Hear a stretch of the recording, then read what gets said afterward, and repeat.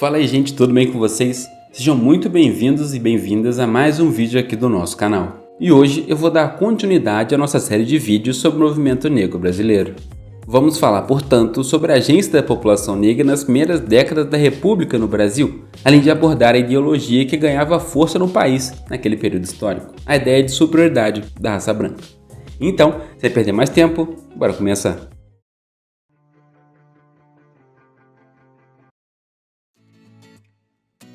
Antes de iniciar, porém, eu gostaria de dizer que essas divisões por períodos que eu vou usar nos vídeos foi feito pelo historiador Petrônio Domingos no artigo intitulado Movimento Negro Brasileiro, alguns apontamentos históricos. Inclusive, esse texto foi a base para os próximos vídeos aqui da série e eu vou deixar o link dele na descrição, junto com as demais referências que eu usei no vídeo, então não deixe de dar uma olhada nessa lista de livros e artigos para saber mais sobre esse tema.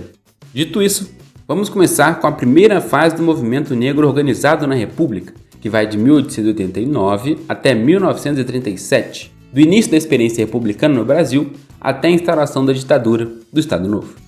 A mudança de regime político que colocou fim à monarquia e instaurou uma república no país em 1889 não mudou a forma como o governo brasileiro agia com os negros, fazendo com que o novo sistema não trouxesse consigo significativos ganhos para a população negra. Segundo o historiador estadunidense George Andrews, essa parcela da população continuou marginalizada, seja politicamente, em decorrência das limitações da República, no que se refere ao sufrágio e a outras formas de participação política, seja social e psicologicamente, em face das doutrinas do racismo científico e da teoria do branqueamento, seja ainda economicamente, devido às preferências em termos de emprego em favor dos imigrantes europeus. Buscando superar esse quadro de marginalização, os ex-escravizados e seus descendentes se mobilizaram e criaram dezenas de grupos, como grêmios, clubes e associações em diferentes estados. Sendo de caráter assistencialista, recreativo ou mesmo cultural, essas associações criadas conseguiram atrair um número considerável de pessoas. Entre esses grupos criados nos anos iniciais do período republicano, podemos citar o 13 de Maio dos Homens Pretos, o Grupo Dramático e Recreativo Cosmos, a Sociedade Progresso da Raça Africana e o Centro Cívico Palmares, para ficar em apenas alguns exemplos. Outro fato importante é que entre o final do século XIX e o início do século XX, começa a surgir o que se entende como imprensa negra, jornais publicados por negros e que tinham como intuito debater sobre questões que lhe eram pertinentes. Dentre alguns exemplos, podemos citar os jornais paulistas A Pátria, O Combate, O Getulino e o Clarim da Alvorada, que foram um dos principais jornais desse período. Nesse sentido, esses e outros jornais, lançados em diferentes estados do Brasil ao longo do período de 1889 até 1937, enfocavam as mais diversas mazelas que afetavam a população negra no âmbito do trabalho, da habitação, da educação e da saúde, e tornaram-se uma tribuna privilegiada para se pensar em soluções concretas para o problema do racismo na sociedade brasileira. Além disso, as páginas desses periódicos constituíram veículos de denúncia do regime de segregação racial que incidia em várias cidades do país, impedindo o negro de ingressar ou frequentar determinados hotéis, clubes, cinemas, teatros, restaurantes, orfanatos e outros locais. O surgimento dessa imprensa negra paulista, inclusive, foi fator determinante para a criação da Frente Negra Brasileira, a FNB, em 1931, considerada a mais importante entidade negra do país durante a primeira metade do século XX. A Frente Negra Brasileira foi uma tentativa dos negros de se unir, organizar-se em torno de uma entidade que lutasse pelos seus direitos e, finalmente, contar com um local onde pudesse exercer a sua sociabilidade. Ela acabou sendo responsável por mobilizar uma grande quantidade de pessoas na década de 1930, embora as estimativas sejam incertas em relação a seus membros, variando entre 8 e 50 mil. Essa organização conseguiu sustentar uma considerável estrutura, sendo capaz de manter escola, grupo musical e teatral, time de futebol, departamento jurídico, além de oferecer serviço médico e odontológico, curso de formação política, de artes e ofícios, assim como publicar um jornal, A Voz da Raça. Chegou até mesmo a se transformar em um partido político em 1936, mas não conseguiu participar de nenhuma eleição, graças à instauração da ditadura do Estado Novo, por Getúlio Vargas, em 1937, que colocou na ilegalidade todos os partidos. E pensando na pluralidade de pensamentos e visões de mundo da população negra, é interessante pontuar outra característica da FNB, sua inspiração em movimentos autoritários. Muito influenciada pelo contexto internacional de ascensão das ideias nazifascistas, a organização notabilizou-se por defender um programa político e ideológico autoritário e até mesmo ultranacionalista. O próprio lema do jornal A Voz da Raça era Deus, Pátria, Raça e Família, que era muito similar ao lema do integralismo, o maior movimento de extrema-direita daquele período e que ganhou grande notoriedade durante a década de 1930, que tinha como lema Deus, Pátria e Família. A Frente Negra, porém, recebeu grande reconhecimento, e evidenciando esse reconhecimento adquirido pela instituição, ela chegou a ser recebida em audiência por Getúlio Vargas e também conseguiu importantes conquistas para a população negra, como o fim da proibição do ingresso de negros na Guarda Civil de São Paulo, evidenciando o poder conseguido pela instituição e mesmo pelo movimento negro no cenário político da década de 1930. Dessa maneira, para Petrônio Domingues, o início do Estado Novo, em 1937, colocou fim à primeira fase do movimento negro organizado durante a República, já que a ascensão da ditadura estado-novista, caracterizada por uma violenta repressão política, acabou inviabilizando qualquer movimento contestatório. Na verdade, discordando um pouco do autor, movimentos contestatórios também existiram durante o Estado Novo, ainda que sofrendo grande repressão por parte de Getúlio Vargas. Assim como movimentos existiram durante a ditadura civil-militar, momento de grande repressão, no regime autoritário de Vargas também houve ações, ainda que vigiadas e reprimidas por Getúlio e o aparato estatal. Antes de terminar, é importante discutir alguns acontecimentos que influenciaram de maneira decisiva as ações das instituições negras no final do século XIX e nas primeiras décadas do século XX. Foi justamente nesse período histórico em que se começou a debater de forma mais sistematizada no Brasil a ideia de construção de uma nação, o que gerou a elaboração de projetos nacionais que acabaram por dialogar com o ideal de superioridade da raça branca, uma discussão que ganhava força no âmbito internacional e que também chegou ao Brasil.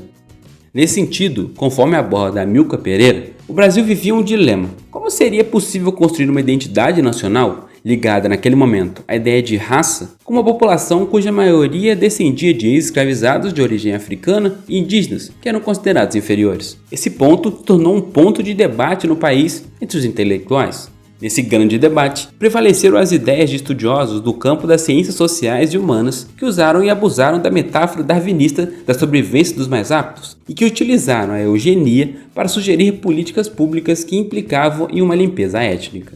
Para que essa limpeza étnica fosse realizada e as ideias de branqueamento pudessem ser levadas a cabo, foi criada uma política imigratória bastante rígida. Segundo o historiador George Andrews, houve esforços dos governos federal e estaduais durante a Primeira República para atrair imigrantes de origem europeia. Tal estratégia, como podemos perceber, obteve êxitos, tendo em vista que cerca de 2,5 milhões de europeus que migraram para o Brasil entre 1890 e 1914, sendo 987 mil com passagem de navio paga por subsídios do Estado. Em contrapartida, o Decreto 528, de 28 de junho de 1890, proibia a entrada de pessoas de origem asiática ou africana em terras brasileiras. É exatamente isso que você ouviu. O decreto proibia africanos e asiáticos de entrarem no Brasil. Ele dizia o seguinte: é inteiramente livre a entrada nos portos da República dos indivíduos válidos e aptos para o trabalho, que não se acharem sujeitos à ação criminal do seu país, excetuados os indígenas da Ásia ou da África, que somente mediante a autorização do Congresso Nacional poderão ser admitidos de acordo com as condições que forem estipuladas. Mas, assim como a década de 1930 marcou uma virada para o movimento negro organizado, com a criação da Frente Negra Brasileira, esse momento histórico também foi responsável por uma mudança intelectual significativa no país. As teorias raciais do final do século XIX, sobretudo a eugenia, começaram a se tornar obsoletas, demandando uma nova orientação para discussões raciais no Brasil. E é justamente nesse momento em que Gilberto Freire surge como um instrumento para atender essa nova demanda. Segundo Antônio Guimarães, a grande contribuição de Gilberto Freire no livro Casagrande Senzala foi ter afirmado que negros, índios e mestiços tiveram contribuições positivas da cultura brasileira, reconhecendo assim a dívida cultural que a nação brasileira tem com essas populações. Segundo Kabengele Munanga, por sua vez, Freire transformou a mestiçagem em um valor positivo e, além disso, sua análise servia principalmente para reforçar o ideal de branqueamento, mostrando de maneira vívida que a elite, primitivamente branca, adquirira preciosos traços culturais do íntimo contato com o africano e com o índio em menor escala. A partir dessas ideias, portanto, o autor de Casagrande Senzala foi essencial para a construção da ideia de democracia racial no Brasil, apontando que as três raças, o branco, o índio e o negro, conviviam harmonicamente. E esse mito da democracia racial perdurará no imaginário social ao longo do século XX no Brasil, não sem sofrer críticas de intelectuais e também do movimento negro. Por fim, É importante salientar que Gilberto Freire não utilizou a expressão democracia racial no livro Casagrande Senzala. Apesar disso, suas ideias inspiraram a criação de tal expressão, que ganhou força com o passar dos anos e foi se constituindo como uma característica ímpar, embora totalmente equivocada, da experiência brasileira.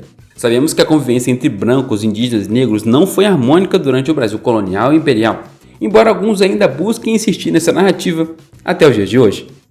Aliás, a ideia de que existia uma democracia racial no Brasil foi disseminada pelos governos durante a ditadura civil-militar brasileira entre as décadas de 1960 e 1980. Mas isso é assunto para o nosso próximo vídeo. Em resumo, hoje nós estudamos como foram as articulações do movimento negro nas décadas iniciais da República no Brasil e conhecemos a Frente Negra Brasileira, a principal instituição do movimento negro da primeira metade do século XX. Por fim, entendemos um pouco sobre as ideias de superioridade da raça branca em relação às demais, que impactaram as ações da população negra no final do século XIX e início do século XX. E percebemos também como as discussões raciais foram significativas no Brasil, e como Gilberto Freire criou o mito da democracia racial, onde supostamente negros, brancos e indígenas viviam bem e em harmonia na história do país, o que de fato nunca aconteceu.